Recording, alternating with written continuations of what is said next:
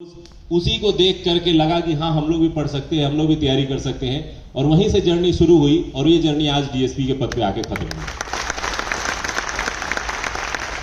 तो डर लगता है शुरुआत करने में, इसलिए जितने भी छात्र हो या जो भी बच्चे हो जो नई जर्नी शुरू करना चाहते हैं उनको डरना नहीं चाहिए, पहले शुरू करना चाहिए, अपनी कमियों को पहचानना चाहिए, अपने कमियों पर काम करना चाहिए, टीचर्स के और मेंटर्स के सुझावों का पालन करना चाहिए और 1-1.5 साल में आप महसूस करेंगे कि आप शुरू किए थे तो कुछ और थे, अब आप अधिकारियों की श्रृंखला में शामिल होते हुए दिख रहे हैं। तो शुरू करने से कभी डरना नहीं चाहिए, नई चीजें शुरू करें। आपको पता है पब्लिकेशन लाइन में जब मैंने शुरू किया था, मैं शुरू करने के बाद पे मैं एक उदाहरण देना चाहता हूं। तो पब्लिकेशन में क्या होता है कि आपको पेपर खरीदना होता है, कंटेंट खुद तैयार करते हैं, वो जाके प्रिंटिंग प्रेस में छपता है, फिर वो बाइंडिंग होता है और बुक के फॉर्म में वो मार्केट में आता है। तो एक बुक जो आप मार्केट में लेते हैं उसके पीछे कुछ इन्वेस्ट करना होता है पहले, क्योंकि आप जब मार्केट में जाइए किताबें बिकेंगी, उसके बाद डीलर के पास पैसा आएगा, डीलर आपको भेजेंगे। तो हम लोग उस दौर में ऐसे नहीं थे कि हमारे पास पैसे थे कि हम लोग इन्वेस्ट कर सके। तो 4-5 दोस्त थे जिसकी सैलरी आती थी सबने 50,000 60,000 जो जिसके पास था 1 लाख कंट्रीब्यूशन किया और पहली मैगजीन हम लोगों ने छपाई थी। जब 4 लाख रुपए हम लोगों के पास सब लोग मिला करके जमा कर पाए थे तो उसको दिया था। अगर हम उस समय ये सोचते कि 4 लाख लगा रहे हैं, नहीं बिकेगा, किताबें छपने के बाद यदि नहीं बिकती हैं तो वो बिल्कुल यूजलेस हो जाता है, वो सिर्फ रद्दी में बिक सकता है, दूसरा कोई विकल्प उसका नहीं होता। तो हमारे पास वहां बहुत बड़ा रिस्क था कि 4 लाख रुपए सब लोगों से उधार ले लेके हम लोग लगा रहे हैं और यदि ये कल होकर के नहीं बिकेगा तो ये पैसे हमारे डूब जाएंगे और हमारी ये शुरुआत फेल हो जाएगी।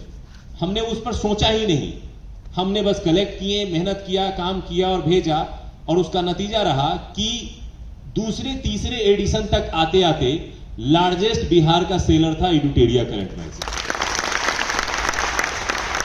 तो शुरुआत करने से नहीं डरना चाहिए और वो जर्नी ही हमें यहां तक पहुंचाती है, वही जर्नी आपको भी आपके मंजिल तक पहुंचाएगी। तो कभी भी शुरू करने से नहीं घबराना चाहिए।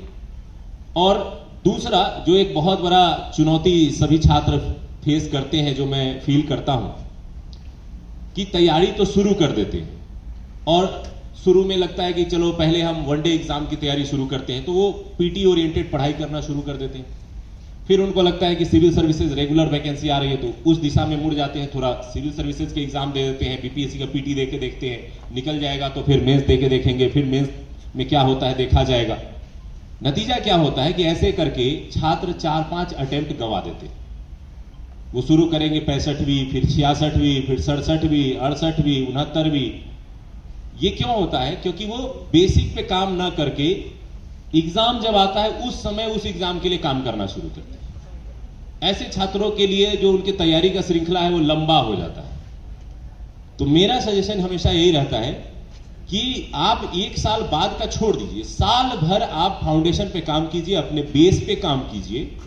आप पीटी कम मेंस दोनों तरीके से चीजों को समझिए और पढ़ लीजिए और जब उसके बाद आप फील्ड में उतरेंगे सिविल सर्विसेज के, तो यकीन मानिए कि जो इंटरव्यू के लाइन में खड़े हुए बच्चे हैं ना, उनके लाइन में आप खड़े होकर के कंपटीशन कर रहे होंगे, पीटी वाले के लाइन पे आपका कंपटीशन नहीं होगा। और इसका सबसे बड़ा उदाहरण है इस बार का 70वीं बीपीएससी। सीटों की संख्या बहुत थी, बड़ी संख्या में छात्रों ने अटेम्प्ट भी दिए, 20,000 से ज्यादा रिजल्ट भी आए।